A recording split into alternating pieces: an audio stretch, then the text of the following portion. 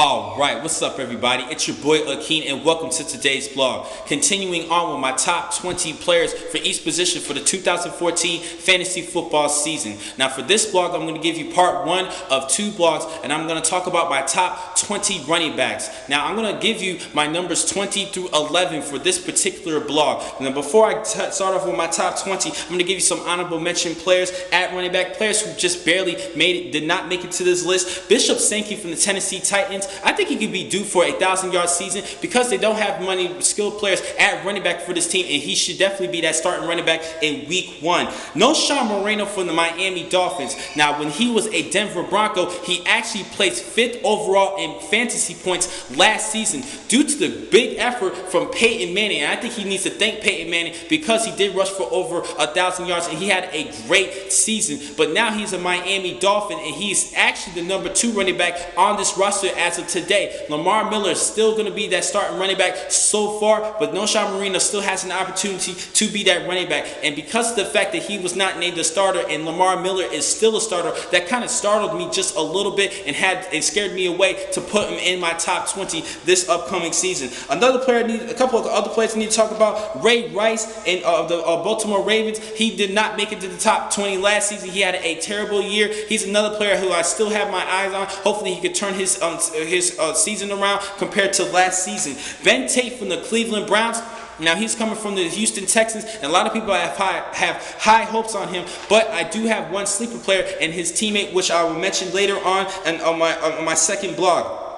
Toby Gerhart from the Jacksonville Jaguars. Now he's another player who did not crack my top 20. Now I think he has a capability of making the top 20 if he stays healthy and if he continues to run like a bruiser. Now he was a backup running back to Adrian Peterson for the Minnesota Vikings, and the Jacksonville Jaguars decided to go with him with a 2-year contract, and hopefully he can finally get his career started as a starting running back. But we will see. I don't think he's going to crack the top 20 this season. That's why I had him out this year, but he still has a potential to become a top 20 running back. Now I'm going to go along, and one last player is Rashad Jennings out of the New York Giants. He was former Oakland Raider, signed with the G-Man, and I think he could be that good starting running back that Eli Manning is looking for, and hopefully help out Eli Manning and that offense. Now let's start things off with my number 20 player, going ahead into my top 20, Frank Gore from the San Francisco 49ers. Now he placed 13th last season, and even though he is turning 31 and he does have a lot of other running backs in that roster who could play to replace him, like Kendall Hunter, he's the number 2 running back, or possibly their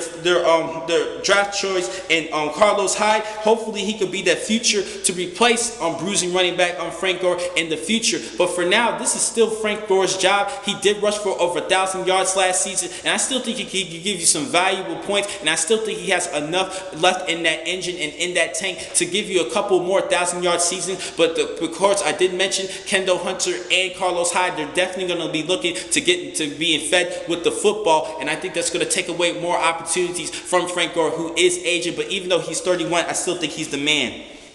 Next player at number 19, I'm going to go with C.J. Spiller from the Buffalo Bills. Now, he was hurt for a lot of last season. He had to play through injuries, but he still averaged over 4 yards per carry, 4.6 yards to be exact. Also, he did rush for just under 1,000 yards while splitting carries with Fred Jackson, who was my man, and he's another honorable mention who did not make it to crack into this list. And he actually placed 10th overall in points last season. But the reason why I had Fred Jackson out for my top 20 is because of C.J. Spiller, and because he's the younger, more speedster guy, and Fred Jackson's actually getting up there in age, and they need a good speed young running back for that young offense overall and that young team overall, especially on the offensive side. At number 18, I'm going to go with the New York Jets, Chris Johnson. Now, yes, he did not live up to expectations in signing that big, huge contract with the Tennessee Titans, but he is still a fast player, and he actually still ranked in the top 10 overall in points last season. I think he finished 8th overall in points.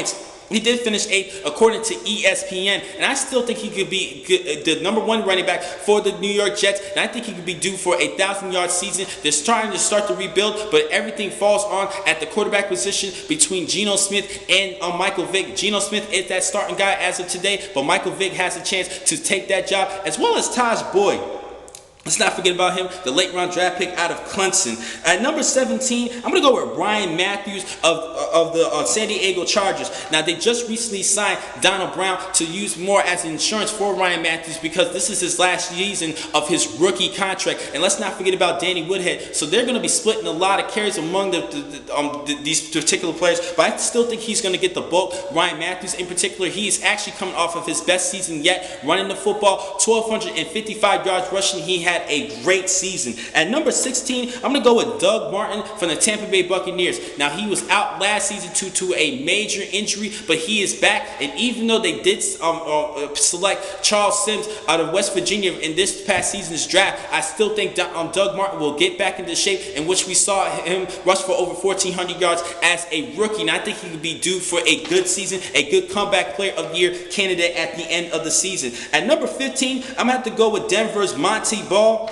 I think because with Knowshon Moreno gone and Coach Fox is actually going to go with Monty Ball and carrying the load, and he did carry he did touch the ball a lot while he was staying in Wisconsin, and hopefully he can do the same for the Denver Broncos. But the NFL level is definitely different than the college level, and that is a major concern for me. I think he has the potential to become a top 10 player, but we will see. He did average 4.7 yards per carry while rushing for over 1,000 yards, but playing in the National Football League compared to college, I don't know if he can carry take the bruising week after week for 16 weeks of the season, actually 17 weeks if you include the bye week.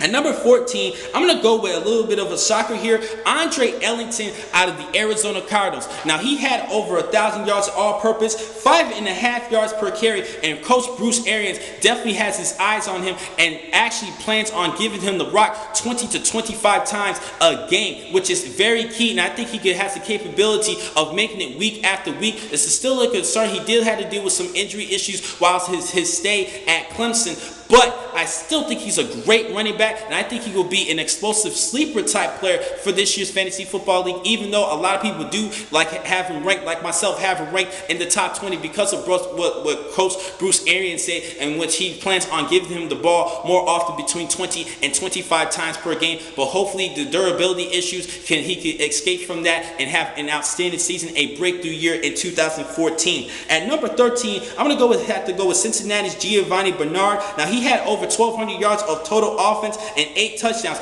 Now, he was definitely making a run for Offensive Rookie of the Year last season until the second half of the year when Eddie Lacy had to steal the show and steal the award from him. And I still think that Giovanni Bernard is a great running back. But a major concern for a lot of people, including myself, is with the draft pick and Jeremy Hill out of LSU. He's more of a bruising running back, and I think he's going to get enough carries to replace BenJarvus Green-Ellis. BenJarvus Green-Ellis didn't really have too much of a good season as far as yards per carry, but they was trying to use BenJarvus Green-Ellis more as a inside runner and a bruising back, but they're going to have to use a younger guy like Jeremy Hill, who has fresh legs coming out of college, rushed for over 1,400 yards last season as an LSU Tiger, and that's a little bit of concern. I think he's going to take some time from Giovanni Bernard, but I still think Bernard could be due for a good season. He's just going to have to stay healthy. At number 12, Zach Stacy out of the St. Louis Rams. Now, I have a lot of high hopes on this kid because he rushed for just under 1,000 yards